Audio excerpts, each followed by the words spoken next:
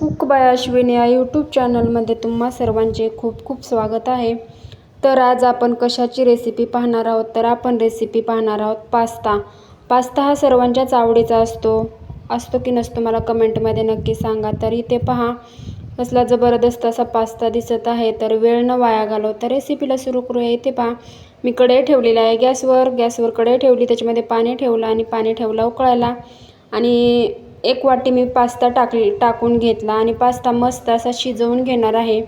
तर पास्ता टाकल्यानंतर त्याच्यामध्ये थोडंसं मीठ आणि थोडंसं तेल टाकायचं, म्हणजेच तेल टाकायचं जेणेकरून पास्ता एकमेकांना चिटकणार नाही। आणि पहा 2 ते 3 मिनिटानंतर आपला पास्ता पाहू शकता कसला जबरदस्त म्हणजे मस्त शिजलेला आहे आणि इझिली तुटतो, म्हणजेच आपला पास्ता शिजलेला आहे। पहा लगेच 2 तुकडे झाले की म्हणायचं आपला पास्ता शिजला। तर आता आपण हा पास्ता काढून घ्यायचा आहे। आणि आता याच्यासाठी मी कढई ठेवलेली आहे गॅसवर। एक छोट्या आकाराचा कांदा, 1 हिरवी मिरची आणि लसूण बारीक करून घेतलेला आहे पहा।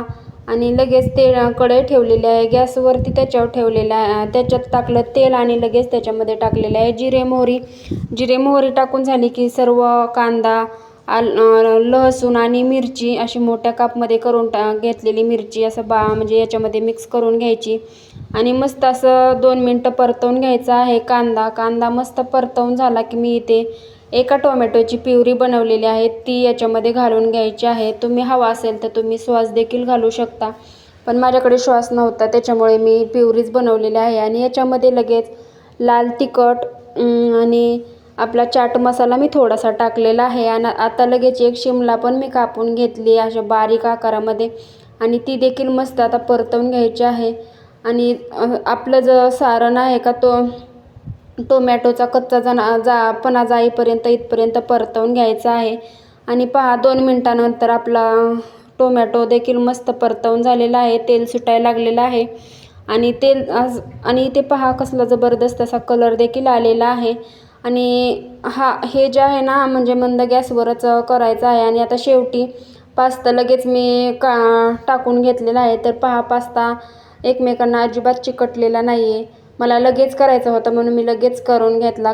जर तुम्हाला जरा वेळानं करायचं असेल तर याच्यामध्ये थंड पाणी टाकून देखील तुम्ही पास्ता साईडला ठेवू शकता, पण मला लगेच बनवायचा होता म्हणून मी थंड पाणी नाही टाकलेलं। आणि पहा पास्ता टाकून घेतला की मस्त हाय फ्लेम गॅसवर 2 मिनिटं असा परतवून घ्यायचा आहे, जेणेकरून सर्व मसाला आपल्या पास्ताला लागन। तर इथे पहा कसला मस्त असा पास्ता झालेला आहे। आणि थोडंसं मीठ टाकायचं आहे, कारण अगोदर पण आपण शिजताना मीठ टाकलेलं होतं, त्यामुळे हिशोबानेच मीठ टाकायचं। तर इथे पहा आपला पास्ता रेडी झालेला आहे। आणि ही रेसिपी तुम्ही इव्हिनिंग टायमिंगला किंवा स्नॅक टायमिंगला हा पास्ता तुम्ही देऊ शकता। आणि इथे पहा बारीक चिरून टाकलेली आता कोथिंबीर देखील याच्यामध्ये मस्त टाकून घेतली आणि मस्त असा गरा हलवून परतून घेतला आहे। आणि कशी वाटली आपली आजची युनिक रेसिपी मला कमेंटमध्ये नक्की सांगा। रेसिपी आवडल्यास कुक बाय अश्विनी या चॅनलला नक्कीच व्हिजिट करा, सबस्क्राईब करा, लाईक करा, कमेंट करा आणि शेअर देखील करा। तर फायनली आपला पास्ता झालेला आहे, आता लगेच काढून घेऊया। तर कशी वाटली आपली आजची आगळी वेगळी रेसिपी मला कमेंटमध्ये नक्की सांगा। तर बाय बाय, भेटूया पुढच्या रेसिपीमध्ये।